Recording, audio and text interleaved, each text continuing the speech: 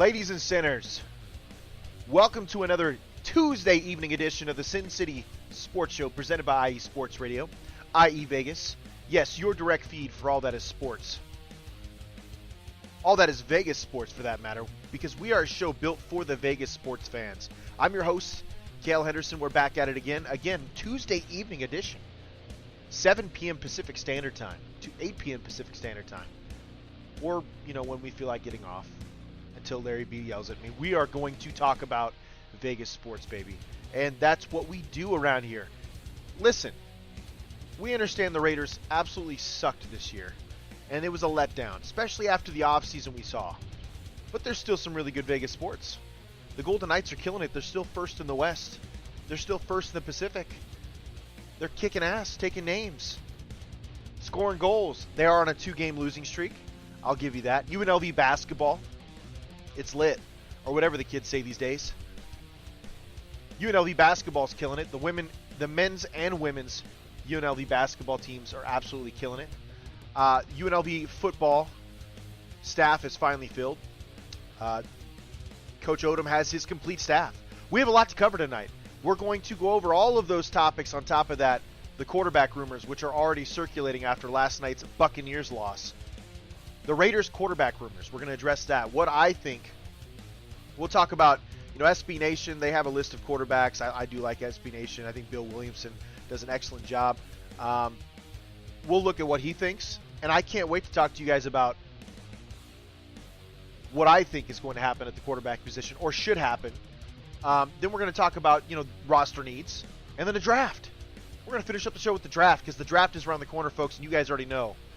Last year, I was pretty spot on a lot of those first-round draft picks. I was pretty spot on with a lot of the draft grades when it came to teams, because those teams that had really good draft grades actually had drastic improvements. That's what they're built. That's what they're for. If you folks want that kind of analysis, you want those types of that type of feedback, tune in. When we get back, we're going to cover that here on IE Sports Radio, your direct feed for all that is sports.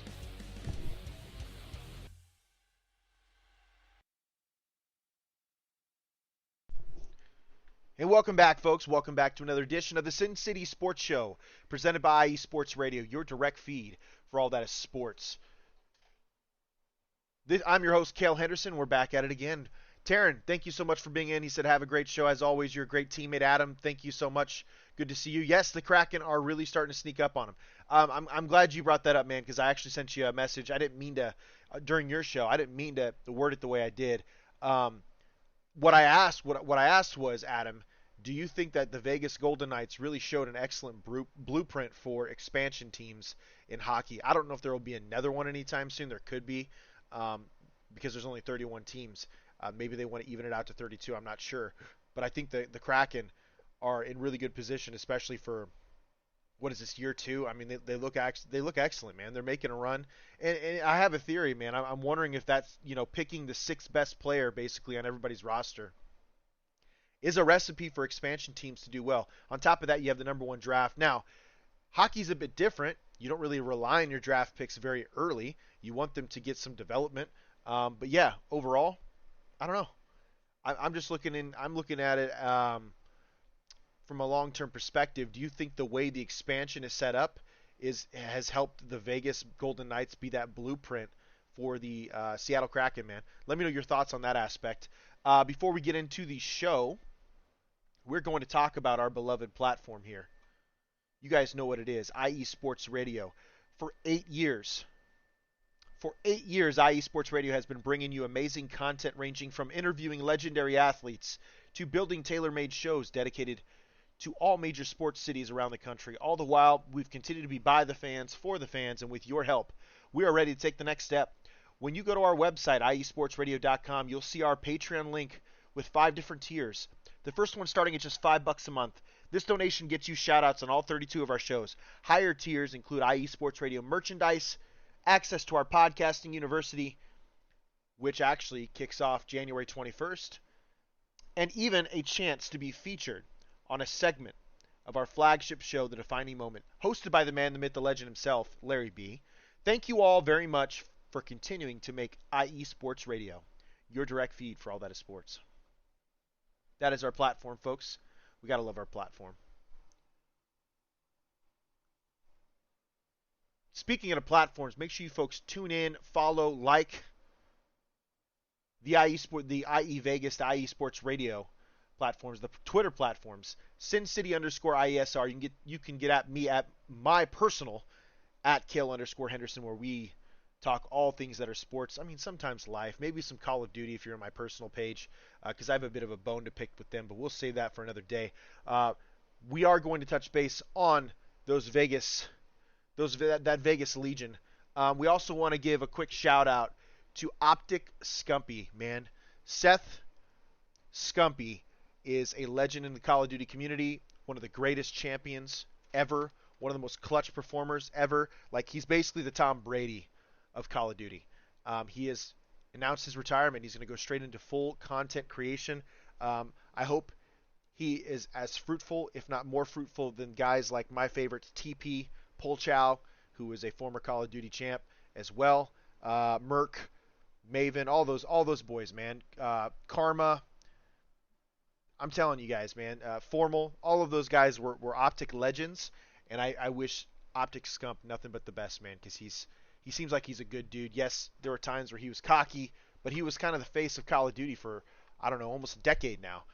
So it is what it is. You got to take it with a grain of salt. But congratulations to him on a great career. He's a legend. He's honestly the GOAT. As of right now, he's the GOAT, and it's hard to argue that. And I wish him nothing but the best. I hope he's teaming up with these former COD pros and getting on Warzone and producing all kinds of content, man, because we sorely need it. Warzone needs a bump as well, because Warzone is absolute trash right now. Anyway, Adam chimed in after I asked that question about, do I think that the Vegas Golden Knights were the blueprint? Yes, I 100% believe that. What did Adam say? Good evening, Kale. The Golden Knights better watch out. The Kraken are sneaking up. We talked about that. Vegas benefited from the other GMs letting a ton of talented players hit the expansion draft. Yes, I agree with that. But, part of those expansion rules are like you were allowed to, what was it, like no trade clause or no moves for 5 players, and then basically everybody else was fair game unless you wanted to work out some draft compensation or something like that. Tough for Seattle to duplicate that, but they're playing great hockey right now. Vegas is too. Gearing up for a great showdown in the Pacific. Yeah, I hope so. I hope so. I hope more sports look into the way that the NHL did the expansion draft. To be honest with you, because I'll say it like this, man. It's sometimes when you like the Texans are a perfect example.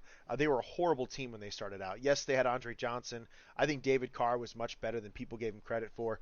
His offensive line basically got him killed every single year, and I absolutely that was Charlie Casserly, who was the GM at the time. He gets absolutely destroyed, but he's like, I thought we had a great line. No, you didn't have a great line at all. He absolutely killed his quarterback, and he killed the future of that franchise at that one point. Honestly, if the Texans would have done it right, they probably would have won a championship by now. But in general, I would have liked to see the NFL handle drafts the way that expansions, if they do in the future, because there has been mumblings of like a London team, or you know what I'm saying. I would like to see the NFL look into an expansion situation like that, because it would be very interesting to see the 7th or 8th or even just the 10th best player of every NFL football team taken from a roster at will to formulate one really good team. And then, obviously they're going to get the first overall pick because they're an expansion team. It'd just be interesting if they followed some of those same rules and the wheeling and dealing. Because the NFL is a license to print money. Let's be real. The NFL does what it wants. It doesn't have to ask for any apologies because it is the league. You could combine the NBA, the MLB's revenue, and it still doesn't touch the NFL's. That's how big the NFL is. It's America's sport. Imagine if they had an expansion draft laid out the same way the NHL's is with NFL players. It would go absolutely nuts. The media coverage would be absolutely nuts. But maybe we'll see that one day. Who knows? But yeah, Seattle's doing a great job. Seattle is second in the Pacific right now. I know they're just behind the Golden Knights. We're kind of skipping a segment, but you know what? We're just going to cover the Golden Knights first. Golden Knights right now are a 2-game losing streak too, which is a bit alarming. Seattle's only behind 2 points. That's 1 win away. Vegas has really got to get it together. They've been slipping as of late. I think there's been a couple guys, a little banged up, but they're still a really good hockey team. First in the West for a reason. First in the Pacific for a reason. But it looks like this Pacific with Vegas, Seattle, and LA are it's a really good division. Um, Full disclosure, I don't think anybody like is better than the East right now. The Boston Bruins are absolutely unbelievable. The fact that they've played 43 games, they've won 34 of them. They're 34 5 and 4 with 72 points. That is absolutely incredible. Um, I it's dude, it's unreal. Like that I've honestly I don't know if I remember a start like this ever, Adam. Tell me if you think there's ever been a start like this, but the Boston Bruins are absolutely killing it. What's shocking to me, it's not shocking because if you want to win a lot of games, you got to win at home, right? But they're 21 1 and 3 at home. 13 4 and 1. Good lord, the Boston Bruins are just the class of the NHL right now. And I do stand corrected. The Dallas Stars and the Winnipeg Jets would technically be top of the West right now, while Vegas would come in third. But Vegas would basically have the number 2 seed as we speak if the playoffs were to start today because they are winning the Pacific at this time. Um, Vegas are still a really good hockey team. What I'm concerned about with them is it's super weird. In this case, and you tell me if I'm wrong, Adam. If you're Vegas, do you want home ice advantage at this point? I mean, they're 13-12 and 0 at home. They're 15-3 and 2 away. This might be one of the better hockey teams in the league, and they're actually better on the road. It's disgusting. He said 34 5 and 4, and Boston's goal differential is plus 72. Has this ever happened before, Adam? Has anybody had a better start in NHL history than Boston's got right now? I mean, we knew they'd be good, but did we think they'd be this good, this explosive? I don't know, man. I've never seen something like this before. Again, back to the Golden Knights. I don't think they'd won home ice right now, just looking at the stats. 13-12 and 0 again at home. 15-3 and 2 away. If you're Vegas, you probably want to be the number 2 seed in your division at this rate. But I promise you, the T-Mobile Arena would love to host a bunch of playoff games. But the record I'm seeing right now, I just don't know if you make it. Maybe you barely make it out, but it's crazy. Not that I know of.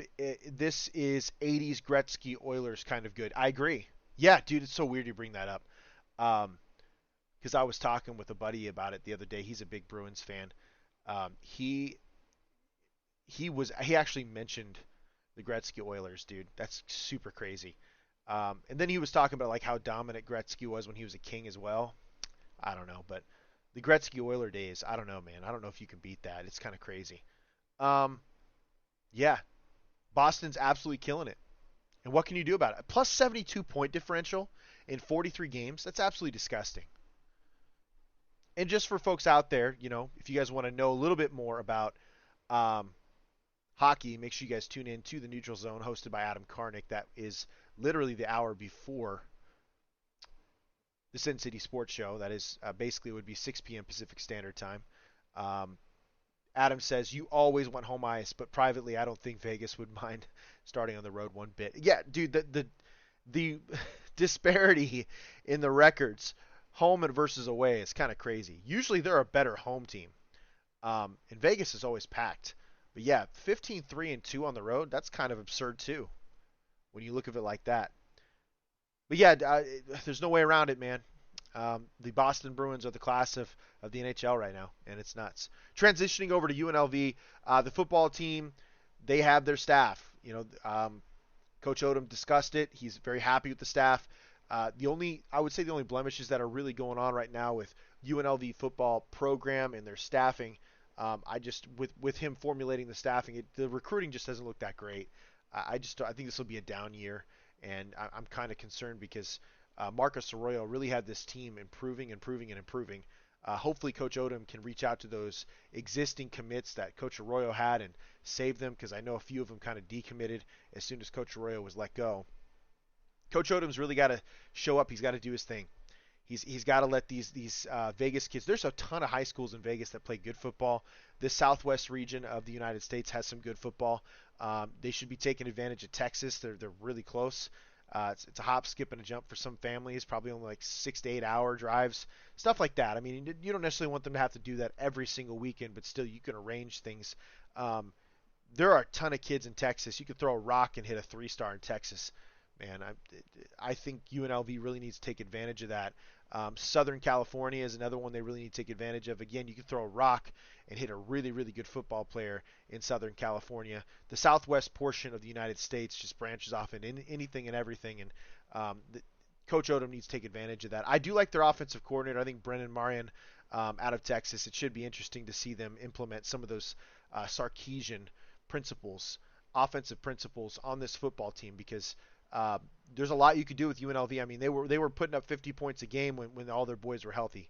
So that would be interesting to see, especially when you see all those RPOs that those run pass options that Sarkisian does uh, with Brumfield and Babin. I think those would be um, excellent guys to look at. I know they lost a couple of their speed receivers. They hit the transfer portal, unfortunately, but it is what it is. Kyle Williams being that one of them.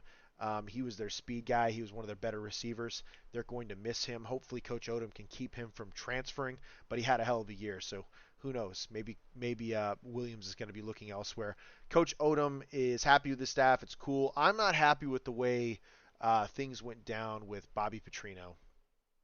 I think Bobby Petrino was the better option at offensive coordinator. Obviously, Bobby Petrino is a very intelligent. He gets into a lot of crap. He does a lot of bad things, and it is what it is, man. He's got a checkered past, but Bobby Petrino is an offensive juggernaut. I mean, look at what he did at Louisville multiple times, right? On top of that, I mean, think of how he helped to groom Lamar Jackson and take advantage of his talents when he had his second stint at Louisville. I don't know. I think Bobby Petrino is an excellent coach, excellent offensive mind, and I think they'll be missing that, especially if the group of five type situation.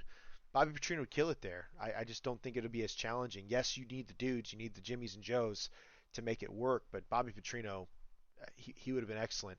I'm interested to see what Brendan Marion does, though. I do. I think Brendan Marion is going to be fine, especially if he implements the Sarkisian system. It should be fine. Um, Dale Alexander is named the wide receivers coach. Special teams coordinator is Shibist. Um, Not mad at that either. He is a young, up and coming guy.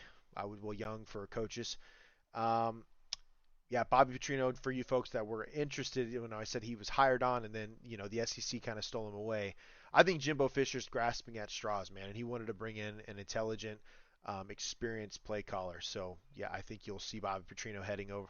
He'll head over to Texas A&M. He'll probably help revitalize some of that. They still have a boatload of talent at Texas A&M, but they were grasping at straws last year. The defense definitely wasn't an issue. Adam Karnick says, "How is the mid-major scene in Texas? Are there schools in between community college and Texas's and the A&Ms? If not, UNLV could become a great destination for those." Well, yeah, I mean, you got North Texas, you have, um, University of Texas El Paso, uh, UTSA, University of Texas San Antonio. Like, I mean, those are types of schools that are, they're mid majors. They were all in bowl games. We actually got to watch them in bowl games this year. There's a ton of. I think there's like, I want to say there's a couple. There may be a dozen Division One football schools in Texas, and that's part of the reason why some of those guys don't leave. Like if they don't get a major college football offer from Texas, Texas Tech, Baylor, TCU now, who's in the realm there. I mean, when you look at those schools, man, like Texas A&M, of course. When you look at those schools, if you don't get a big or huge offer, or maybe you have an offer and then you kind of rescind it because someone better steps up, you have all of these mid-major schools, these group of five schools that you could tag along to. But this is part of what I'm saying. I think Vegas has a lot to offer for a kid. It's going to be fun. It's going to be energetic. If you get on the scene and learn the culture there early, yes, you're not going to get a ton of money in today's NIL at UNLV, but UNLV could very well be a Big 12 or a Pac-12 team soon. So if you become a Pac-12 team and you're recruiting the heart of Texas, which isn't getting taken advantage of by some of the bigger schools because those bigger schools are looking outside of Texas sometimes. I don't know why you would do that. In my personal opinion, I would treat Texas the same way Miami did back in the day where they had the 01 Canes. They cut Florida in half, and all they did was recruit Southern Florida because it's just such a densely populated state, and you had high schools everywhere. Again, you could throw a rock and hit a 4-star in Florida. Texas is the exact same thing. It's the exact same situation. I don't know if Nevada's got as many prominent players, but if you got to recruit within state. I think that's huge. You got to win the state. If you win the state, if players in your own state want to come play for your program, if they don't, other kids from other states know that, man. They look at the roster, they see social media, they see Huddle, they all have access to that type of stuff. They can tell whether or not kids in their own state want to go there, right? You have to win your state. So Odom's got to win Nevada, but he needs to start hitting a pipeline between Southern California and that I don't know, that northwestern area of Texas because there's just so much talent in Texas, man. You can't give it up. Arizona's got some places too because it's got that hotbed with Phoenix and all that other stuff. Tempe, um, you could go looking at Tucson. They got stuff. I mean, all those kids are really familiar with that environment, the dry heat as well. But most of all, man, Texas. I'm telling you, Texas is where you want to start. If you want to, well, I take it back again. I'm not trying to backtrack here. You want to start by winning Nevada. Period. Win Nevada. You are UNLV. The University of Nevada should not be beating you. Reno, Nevada should not be beating Vegas. Period. Figure out a way to get it done. Win Nevada. Then your next step should be Texas. Then you should be bleeding into Southern California. Easy pipelines to establish, easy ways to get really, really good athletes because they are all over the place, man. I think coaches get so enamored with these lists out there. Just that's why you have a recruiting staff, man. Pay those dudes to get out there. Shoot, if UNLV wants to pay me to travel and watch high school football games for a living, I will do it. In a heartbeat. Sign me up. As long as they're paying for my travel, sign me up, man. We'll figure it out. I will grind it out, man. I will find them players that fit their scheme that will come in and play well. Big, physical, nasty football players will be my, we have a saying at Allo Football, right? The team I run, the youth football team I run, PFFS, right? We want physical, fundamental, fast, smart football players. If you follow those 4 principles there, man, you're usually going to have a really good football team. Even your weakest players, if they have that mindset and they want to play that way, you're going to have an excellent football team. They're all over the map. I know youth football is completely different. I get it, but it doesn't change, man. It doesn't change the thought process. Go after those players. They don't have to be a 2-star. They don't have to be a 5-star. Just look at film. If they are dominating, if they have an attitude, and if they want to get better, and honestly, they're self-aware. They understand their situation. They're willing to grow. Give that kid an offer. UNLV has nothing to lose. They're making progress. Actually, they could lose the progress they've made. They got to continue making progress. I hope Odom doesn't turn a blind eye to that. And honestly, I hope he's hitting some of those Missouri ties that he has too, because he literally came from Missouri. I would imagine that there was some sort of clause that was signed that kind of prevents him from going after certain prospects that Missouri may have a commitment from. But in general, you would hope Odom has a list of kids that he's interested in that he notices around the Missouri area. Make sure you're hitting that Missouri Valley area. That's a big deal. You've been recruiting that for a couple of years. You've been a D coordinator there. UNLV's got a lot of potential, man. They just got to get after it. UNLV basketball is currently underway, currently losing at halftime, 37-46 against the Utah State Aggies. This would be men's basketball. The women's basketball team, however, UNLV women's basketball is absolutely destroying this year. There's excellent. They're just an excellent basketball team, man. They're a really good basketball team all around, and you can't hate. You can't hate at all. Let's look at their schedule. Right now they're 17-2. They have an 89.5 win percentage. They're 7-0 in conference. They're by far and away the top of the Mountain West as we speak. They have an 8-game win streak. 12-0 at home, 5-2 on away. That is what you're looking for with the basketball team. The women are absolutely carrying the basketball side of things at UNLV, and they deserve all the attention in the world. Men's basketball team has been struggling a little bit. They kind of need to shake some things up there, but they're 12-5. They're still having a very respectable season, 12-5. What's hurting them right now is they're 1-4 in conference. The men's basketball team, UNLV. They got to start piecing some wins together against Mountain West teams. Otherwise, you're going to find yourself outside of the tournament. And honestly, like there are some folks that thought that UNLV had an opportunity to be in the tournament this year. They've lost 2 straight. They're 6-4 at home, 2-1 away, 4-0 in a neutral site. But again, women's basketball is absolutely killing it. Those ladies are carrying, and I mean, 17-2. That's crazy, man. 89% win percentage. UNLV women's basketball is absolutely tearing it up. We're going to go to break here, folks. We're going to go to break. We get back, we're going to talk about the Raiders quarterback situation. We're going to expand on roster needs, and we're going to talk about the lovely NFL draft that will happen here in the next, 2.5, almost 3 months. Got a lot of prospects to talk about. I've been back on my film study, folks.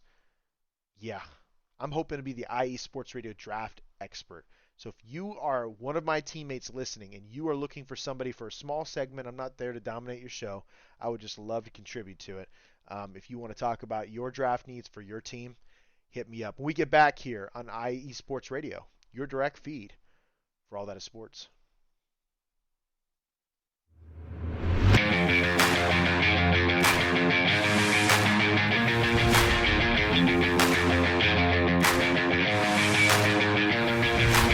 What's happening, sports fans? Are you a fan of Southern California sports? Are you looking for a show hotter than a hot summer day in California?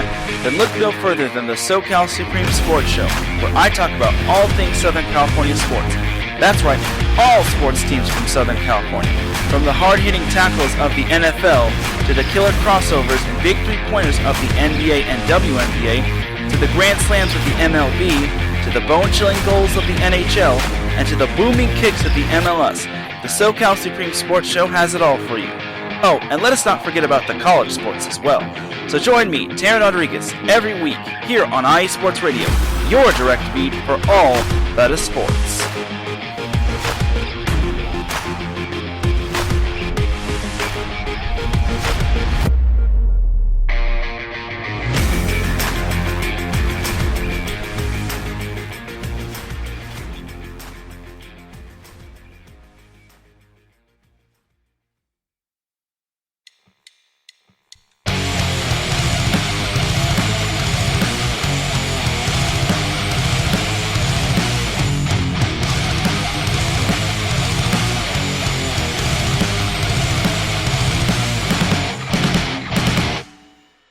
College football, and do you want to hear a college football show dedicated to all that is college football, including junior college and the CCCAA and the NJCAA, the NAIA, and the NCAA, including Division III, Division II, Division I AA in the FCS, and Division I A in the FBS? Well then look no further.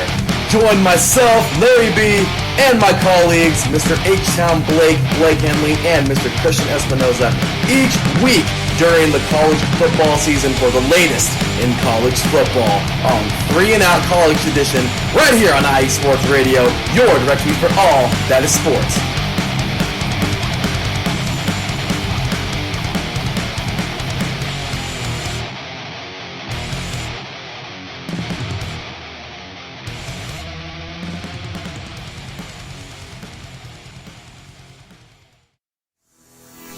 Sports fans, do you like teams that are tough, cities that are tougher, and fan bases that are passionate about their teams? How about teams that are historic and stadiums that are iconic? Then you belong in Chicago, and you need to check out Chi-Town Weekly. Join me, Adam Kernan, every week as we keep up with all things Chicago sports. Bears, Bulls, Blackhawks, Cubs, White Sox. We'll cover them all, plus more. The Windy City is always buzzing, and we'll keep you up on all the big games and major stories. So tune in to Chi-Town Weekly every week right here on IE Sports Radio, your direct feed for all that is sports.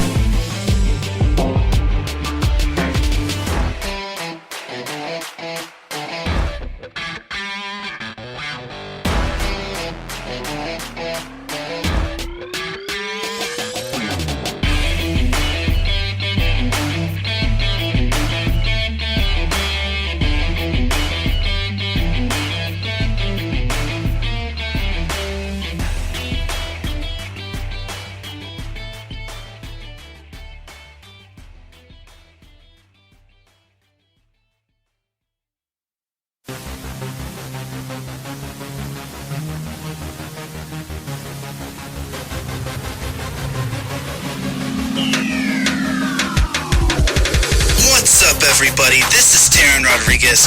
Are you a fan of volleyball? Are you a fan of Thunderous Spikes? Then I have the show for you.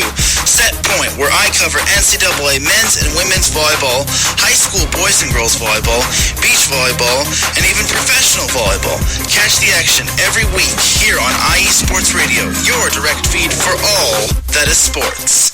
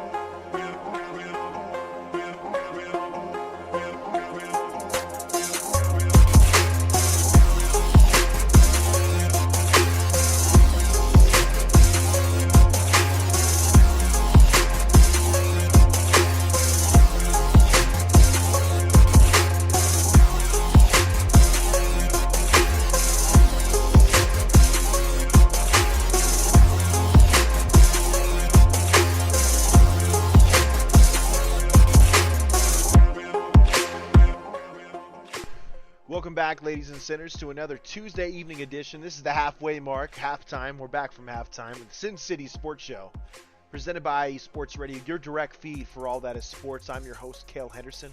We're back at it again. Get on us on our Twitter forums, at SinCity_IESR, at Cale_Henderson, where we talk all things Vegas sports. Honestly, we talk about almost anything and everything. Current events, you guys know how it is. Man. Continuing on our Raiders discussions. Why? Because we're so disappointed in them. They absolutely sucked. Our owner sucks. I mean, let's be honest. He's horrible. The fact that the man's complaining about fans not being in the Raiders fans not being in the stands when he's allowed a team to have basically 2 winning seasons in 10 years is pretty ridiculous. So we suck at the top. I actually like Dave Ziegler. I'm giving him a chance, man. I'm giving him at least a couple more years to build a team. I don't like Josh McDaniels. I think he's a fraud.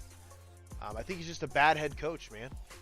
His record kind of shows he's 6-11 here. He was like 7 and something with the Denver Broncos. Like, come on, dude.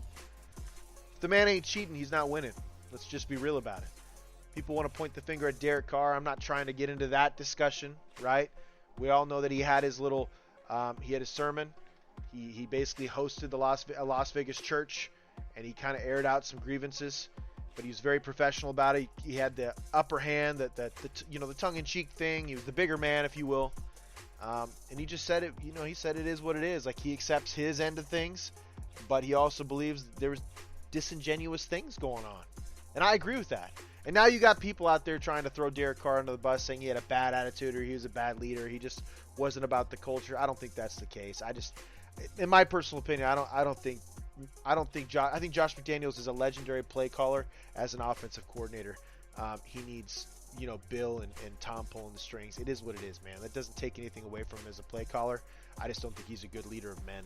He just looks like a disingenuous little gargoyle. I just don't like him. I don't like him. It is what it is. And I don't like the way that he basically brainwashes. He brainwashes the media around the Raiders. Like, the media around the Raiders is afraid to be real about the Josh McDaniels situation. They're afraid to question his play calling. They're afraid to question his acumen as a head coach because it's just that Patriots way, man. Like, even Boston people kind of tremble around Bill Belichick and everything that goes on there, right? It's carried over here. I swear Josh McDaniels is basically just writing out a semi-summary of a script that he wants those folks to ask questions about. Hondo Carpenter is usually one of the most honest, transparent human beings out there, and I still think he is. I think he's an excellent writer for the Raiders. But he literally did a whole 180 from where he was just a month ago about the Derek Carr situation, the Raiders situation. It just almost seems too choreographed for me, man, and I hate it. I absolutely hate it. We will never be that way on this show. I'll say it like that. They could give me $1 million and I'd sign it and I'd take the money and I'd still tell the truth. I don't think McDaniels is a good head coach. I think he's an excellent offensive mind. When he has guidance, when he has an excellent offensive line, when he has the greatest NFL head coach in history and probably the greatest defensive mind we'd ever seen in NFL history running a top 10 defense. I think McDaniels needs help, like Derek Carr needed help. Both can be true. It is what it is. We're going to give McDaniels another year, and we'll see what happens. But this kind of leads us into our quarterback discussion because last night the Tampa Bay Buccaneers got mollywopped by the Cowboys. Honestly, I think I was on the same page as everybody else. I didn't think the Bucs would necessarily win. I was actually thinking the Cowboys. Their defense is just so good right now. Micah Parsons is an absolute animal. I just think the Cowboys are on it right now. But something in my mind, I think everybody was thinking the same thing. The Cowboys were going to do Cowboys things and just find a way to choke, right? But this could be their year, man. I don't know. They got to get through Philly. Philly's just a different beast in itself, right? Um, Philly's got to take care of business next week against a really good Giants team. Um, Imagine that, though, by the way. Philly beats the Giants, and then they have to play, possibly the Cowboys in the NFC Championship game. You want to talk about ratings, man. What a rivalry. Like, that'd be bragging rights for history, basically. It's also, if you guys are looking at this playoff situation, it's like how many times do teams have to play each other 3 times? Is this like the first time in NFL history we've seen like, I don't know, 3 or 4 games in the first or second round where teams have had to play each other a third time in the season from the same division? It's kind of nuts, man. Maybe it's part of the playoff expansion, but when you look at it, like the Philly's about to play the Giants for the third time, right? Since he played the Ravens for the third time. God, what's another team? Another situation. Either way, like, we could have seen the Chargers if they didn't blow a 27-point lead. If they didn't blow a 27-point lead at the Jaguars, we could have seen them playing the Chiefs a third time. Like, it's just kind of crazy when you look at those situations. You wonder if the NFL was trying to cook that up.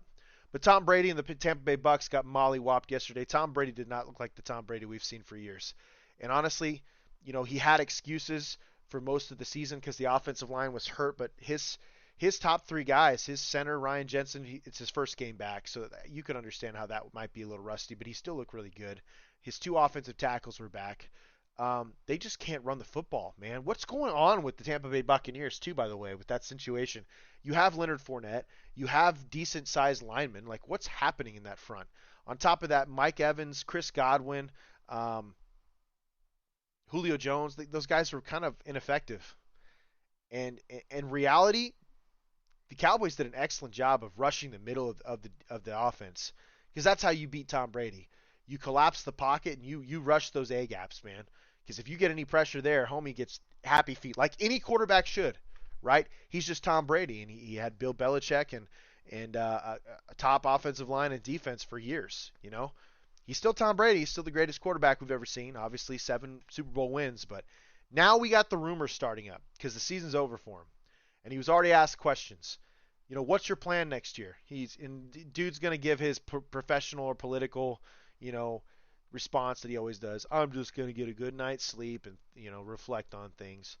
I don't know about you guys, but if he wants to play, he's gonna have his pick of the litter because there's a lot of quarterback needy teams with some talent that could play. Like, imagine if he ended up on the Jets with all that talent, dude.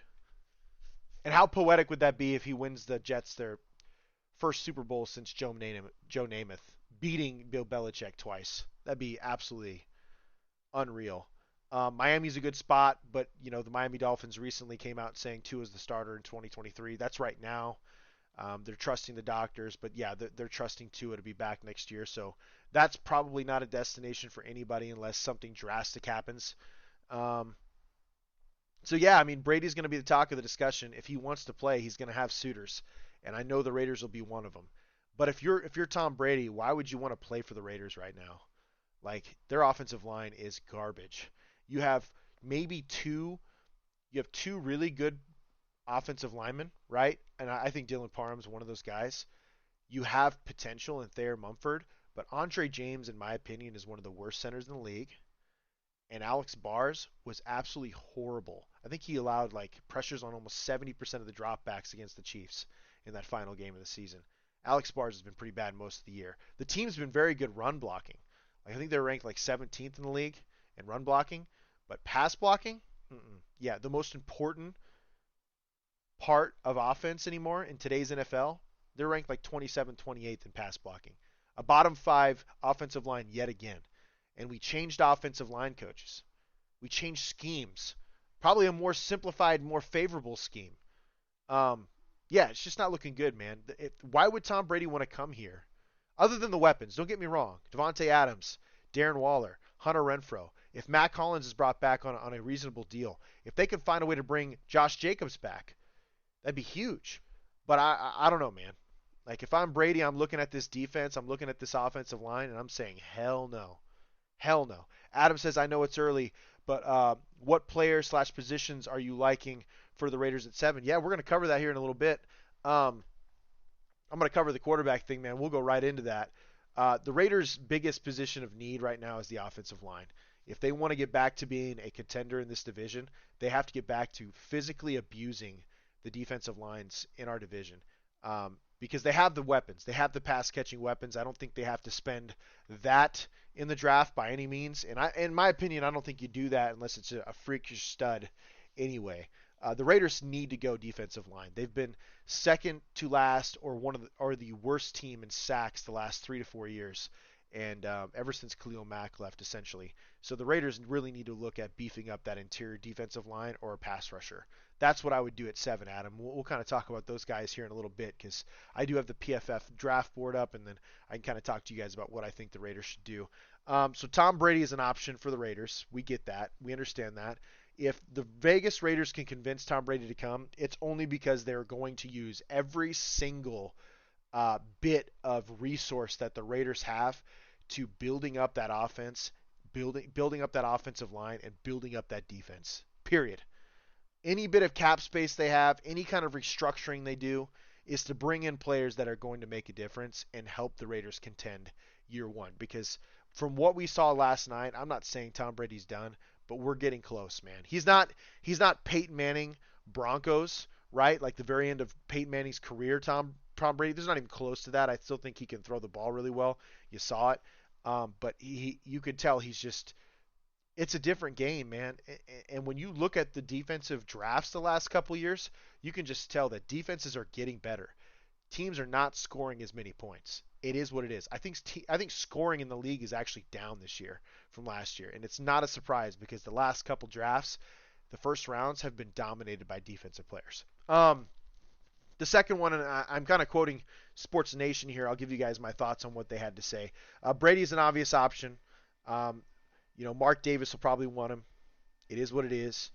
I just don't see it because of, 1, Tom Brady's age, 2, our roster makeup right now. I just don't see it. The second one I'm seeing anyway, Jimmy Garoppolo. It actually does make sense, but if I'm Jimmy G, again, I'm looking at the Raiders roster and saying no. Hell no. Like, I'm not going to get destroyed. He's already got injury issues. Imagine if he's behind this offensive line. Derek Carr and Jarrett Stidham were running for their lives the last few games. There's absolutely no way Jimmy Garoppolo is going to see this and feel comfortable back there. Mac Jones, he makes sense because he's younger. He's in a rookie deal, and it seems like there's a rift going on because apparently he was reaching out to other teams and friends and colleagues and stuff like that throughout the league asking for some help with the offense because it's absolutely abysmal. I mean, Bill Belichick made one of the biggest follies I've seen in years. He has a top 10, maybe top 5 top 5 defense. He's got a top 10 offensive line. He's got some pass catchers. He's got 2 really good tight ends. They're not elite, but they're really good. They're 2 top 10 tight ends, right? Jonnu Smith and Hunter Henry. You always have an excellent run game, and they couldn't find a way to win ball games. And it's because the offensive play calling from a Super Bowl defensive coordinator was absolutely awful. Matt Patricia didn't know what he was doing out there, man. You didn't know it was like clockwork. Run, screen, run, short pass, run, screen, run, short pass. It was the same thing over and over again. So naturally, Mac was pissed. I could totally see a reunion. I think this is more plausible right now than Tom Brady. I think if the Raiders could peel Mac Jones away for a second round pick, I think it'd be worth it with his contract. And he's already familiar with Josh McDaniels' system. I don't like Josh McDaniels. We've made that very clear, but it doesn't matter. The system's still really good. It's worked for years. Mac Jones is familiar, and he's going to want to play. And honestly, there's an aggressive dog in Mac that I haven't seen from a quarterback in the Raiders uniform for years. Mac don't give a F, man. He's out there cussing. He's out there pissed. He's out there trying to win. And I want that attitude in a Raiders uniform. I don't care what anybody says. Imagine giving him Devontae Adams, Darren Waller, Hunter Renfrow experience in this offense, and then they bolster the offensive line using his rookie salary, right, to take advantage of that offensive line and build out a defense. This is why I think Mac Jones is the most realistic option. People can say whatever they want about Jarrett Stidham, but the reality is Mac Jones beat him out. Say what you want. Mac Jones beat out Jarrett Stidham. Mac Jones started as a rookie. Yes, he was the number 15 overall pick, but we're talking about Bill Belichick. He's going to start the best player. We're talking about Bill Belichick. He started a 6th-round quarterback over Drew Bledsoe. I'm not trying to hear, man. Mac Jones won the competition. He was the upside. He was who they felt good with.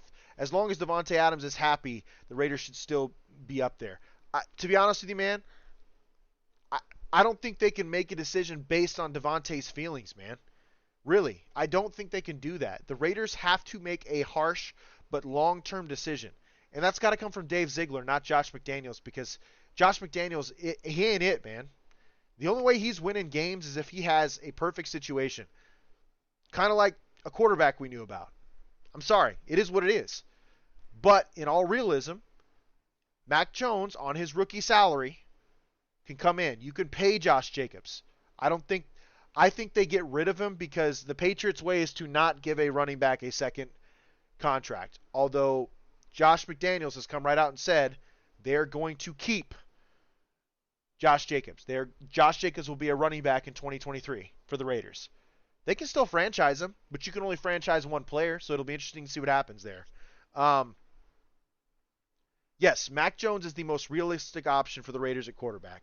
Some people may not like it. I do. Aaron Rodgers, I don't see it. His contract is crazy. He's going to have it's like a $50 million contract next year. I just don't see it. And the Packers are going to want like a couple firsts. Mac Jones, with the rift that's going on there in New England, and all, Derek Carr will be on the market. I could totally see him being a Patriot next year. Bill may not feel as likely that he needs a first-round pick for Mac Jones with the rift that's going on. And honestly, they won't have the leverage, kind of like with the Derek Carr situation. Raiders don't have leverage. If Derek Carr does not want to waive the clause, he could literally look at the team and say, I don't give a shit about your situation. I don't care. You guys did me wrong. Why would I hurt my next team? Either pay me the $40 million or cut me. And then he just goes and picks a team. I think Bill Belichick's kind of in the same situation. He can ask for a second-round pick. He can ask for a third-round pick or a second-round pick. I don't think he gets a first for Mac with people knowing that they want to move on, that there's a rift going on. So Mac is the most obvious option. Aaron Rodgers is a no. Lamar Jackson, get real, dude. If it happens, I'd be jumping for joy. I just don't see it happening. He's not a fit for this system, right? Just not a fit. I think Lamar's greatest asset is his ability outside of the pocket, his accuracy outside of the pocket. He's become a much better pocket passer, but he's not to that level that this system needs, the Eckhart system needs. It's just not. Earhart Perkins system needs. I'm sorry, but Lamar would still be really intriguing, and he'd put fans in the seats, that's for sure. Jarrett Stidham, I wouldn't mind if they gave him a year. I really wouldn't. Again, you could sign him to a minimal deal, like $2 million a year, and he's going to take it, right? And then you have the ability to build your defense and finally put an offensive line on the field that's worth a salt within the last 3 years. Absolutely. I'm okay with Jarrett Stidham. I personally feel like, and it goes in this order, the realism for the quarterbacks for the Raiders this year. The other guy I think is honorable mention is Daniel Jones. Although I believe he's played himself into a second contract with the Giants, I would love to have Daniel Jones on this team. I think he'd be a perfect fit for this offense. I truly do. That guy's tough as nails, man. He's been getting beat up in New York for years. It took a competent play caller in Brian Dable to fix his issues, and now he's balling out, man. He's only rushing for 2 touchdowns, running for 2 touchdowns. I mean, he's kicking ass over there in Giantville. Okay? I think he gets a second contract, but he'd be an honorable mention. But I look at it like this, in this order. I think Mac Jones is the most likely option for the Raiders next year because of his rookie contract, right? You have a rookie contract. You have a 5th-year option because he was a first-round kid. You can franchise him. You don't even have to marry him, right? You don't have to do that. You don't have to sign him to a super huge long-term deal. Mac's probably more of a winner anyway. Everybody should go get their money, but Mac's probably more of a winner anyway. He could take team-friendly deals for years. Tom Brady's the second, of course, because I think they go hard after Tom Brady, with Mac being that part B for the Raiders organization, and then Jarrett Stidham. I think those are the three likely starters next year, and I'm going to stick to it, man. I wouldn't be surprised if they draft a quarterback. I just don't know if they're going to get it. There's two quarterbacks in this draft that I think are starting caliber and franchise changing, and that's easily Bryce Young and C.J. Stroud. I'm not buying into the Will Levis stuff. I don't see it. I don't care for it. I'm sorry. I get it. He might be great in a different system than this one, Will Levis, but I just don't see it. And then the love for Anthony Richardson. Look, he has a ton of ability. I think he's got great size. He's a freak athlete. He could be one of those. I don't get the Mahomes comp. I don't know why people are Mahomes comping him. I think it's ridiculous, especially after what we've seen from Mahomes. Like, he's a once-in-a-generation type talent right now, arm talent. Anthony's not on that level. I'm sorry. I don't know. I do believe that he has ability, and I think that he has the ability to be a quarterback in the future. But I think it's one of those things where if the Raiders want to trade back and get him, that's what they should do. Taryn chimes in. He says, Will Levis pass, Anthony Richardson semi-pass. Right, exactly. I think I'm not taking him at 7 if I'm the Raiders. You have too many other damn needs. And that's where we get into what Adam asked, because we only got a few minutes left in the show. Raiders are picking at 7. In my opinion, the Raiders' biggest need right now is pass rush. Well, their biggest need, honestly, is that offensive line. It's absolutely awful. It's god-awful. But you've proven you can run the ball. The Raiders have been last or second to last in sacks basically for 3 straight years. They're god-awful at forcing sacks. They're god-awful at forcing turnovers. And a pass rush would help that a ton. At 7, a guy I'm really liking right now is Myles Murphy out of Clemson, because he reminds me a lot of like Trayvon Walker. Like, if the dude shows up in his underwear in Indianapolis and he runs anywhere near where Trayvon Walker did, the guy's probably going to be top 10 and he may be out of the game. But I also believe that there's a lot of needs in the he'll be top 5 and maybe he's out of the Raiders' reach. But if he's there, it'd be hard to pass up, especially with Max on the other side. You don't have to rush him. You still have Malcolm Kuntz. You still have Chandler Jones. He's somebody you can develop. Myles Murphy, man, he's awesome. Tyree Wilson is also a freak, man. He's an absolute freak. He's a freak of nature. He's like 6'6", 275 pounds. He's strong, dude. He's got a great power move. I think he needs to work on more of like speed moves. But again, he's a guy you could draft and know that you're going to see upside, because he's going to sit behind Chandler Jones and only have to worry about situational pass rushing maybe year 1, unless we see a major injury from Chandler. You still have Malcolm Kuntz. You'd have Tyree Wilson. You have the beast Max Crosby on the other side. In my opinion, the Raiders really need to go after a pass rusher. If they can get one of the best pass rushers in this draft at 7, they're golden. And honestly, the best case scenario for the Raiders right now would be Myles Murphy shoots up the board and Will Anderson falls. But I think Will Anderson goes top 5. I don't think the Raiders will get him unless they want to go get him, meaning trade up. That's just my thought process there. I'm being real about the situation. I just don't think the Raiders have a chance for Will Anderson unless something happens late.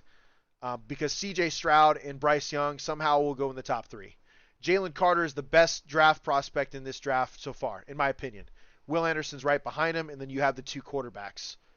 But Myles Murphy is a freak of nature. I'm telling you guys, look at him. Another one, maybe Brian Bresee out of, or maybe I'm saying it wrong, Bresee, maybe it is Bresee, out of Clemson. But would you look at him, he's huge, number 11. He's big, he's nasty. The only issue is, he's coming back from an ACL tear. He didn't have as good of a season as folks expected, but I think he's still excellent. Like, he's a 300-pound guy. He's going to clog the middle. Where have the Raiders been weak for years? In the middle. But you just spent a couple draft picks on the middle last year, right? You went out and got the kid from LSU, went out and got the kid from Tennessee. I think your defensive tackle room, although you can fill it up with a bunch of one-year gap guys with experience, Raiders need to attack the pass rush, period. If they're not going to go pass rush, they need to get an offensive tackle. I like Thayer Mumford. I love his upside. I think, he would have been a first-round tackle if he would have gone a year earlier after playing in the national championship, but he decided to stay, get another year of college in him. I get it. It kind of hurt his draft stock moving into guard. And we got him in the 7th round. The Raiders did. I like his upside, and I hope they give him a chance to start next year. But if they're not sold on him, then you need to go out and get a dude. Paris Johnson from Ohio State, perfect example. He could play right tackle. No problem. Who's another guy? I mean, Paris Johnson's a good one. I wouldn't mind if they went after a safety like Brian Branch. Wouldn't mind that at all. He's a versatile safety. You see the Raiders run a lot of 3 safety looks. But yeah, if you're going to go, here's the 3 positions I would want the Raiders to focus on. We'll say it like this. Pass rush. I don't care how they do it. Whether it's edge, whether it's interior, if they're the best guys at their position and they're going to contribute to more sacks next year, you get that guy. Offensive tackle or guard. If he's the best guard prospect in this league or in this draft, get him. If you can get him at 7, do it. You won't be sorry. They're gonna clear more run lanes. They're gonna make things a lot easier for the new incoming quarterback, who I still think will be Mac Jones when it's all said and done. And most importantly, DBs. We are absolutely awful at defensive back. I do believe the Raiders bring back Rock Ya-Sin. I think they continue to let guys around him grow. But reality, you could easily go get a Devin Witherspoon out of Illinois. You could get a Christian. I'd take a chance on Christian Gonzalez out of Oregon.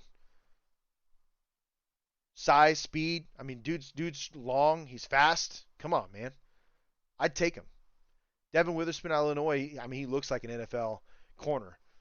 I'd be fine with those guys. I just don't want the Raiders to miss. That's been their issue. The other one that would be intriguing, the other situation that would be intriguing and what I think should happen, if they don't get one of the top quarterbacks and their favorite pass rusher or defensive player is not available, I truly believe the Raiders should look into trading back from 7. Because I think there's going to be some teams that are interested in trading up for one of those quarterbacks. The Will Levis or the Anthony Richardson of the world. There's going to be teams outside of the top 7 that are going to want to trade up into that 7 spot to get one of those 2 guys if they're in love with them. The Raiders should do exactly what they did the first year Gruden was there. Try to trade, I wouldn't say trade Max Crosby, although you get a haul for him. I'm saying trade back, right? First year Gruden was there, they traded back. I think it was from from 8 or 9. Sorry, from 10 to 15. They traded back from 10 to 15 because they lost that coin toss to the Niners. I personally believe the Raiders should look at trading back and adding more assets. Because at the end of the day, there's a good possibility, the Raiders trade for Mac Jones and his rookie contract with a 2nd rounder. If you can trade back from 7, you're just going to get more draft picks, man. And Taryn's right. This is going to be the biggest offseason for the Raiders since last year, 100%. It's a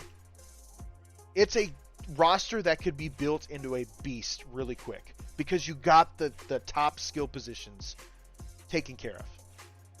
You just need a facilitator at quarterback that can get it done. Again, I believe that's Mac Jones. I think Stidham could do a whole year. Give him a whole year, see what happens. Kid looked tough and he looked good and he looked familiar with the offense. And you have weapons to make him look even better. Fill out that offensive line, build up that pass rush, and you're going to see a much different team next year. Maybe, if the coaching pulls their heads out of their asses. You guys know how it is, man. I'm just not high on them. They just didn't get it done. It wasn't just Derek Carr. When you lose 6 games with a double-digit lead, that's coaching, man. That's habitual. When there's habitual problems and penalties at the bad times, at losing with double-digit leads, that's horrible coaching. And there's no way around it. And what I don't like is they didn't take enough responsibility for that. But that is what it is. We're going to keep you guys up to date. Make sure you guys are checking into our Twitters at SinCity_IESR. Get at me on my personal at Kale_Henderson. This is the Sin City Sports Show presented by IE Sports Radio, your direct feed for all that is sports. I'm your host, Kale Henderson. Get at us next Tuesday, 7 p.m. Pacific Standard Time. As always, folks, love, peace, and hair grease.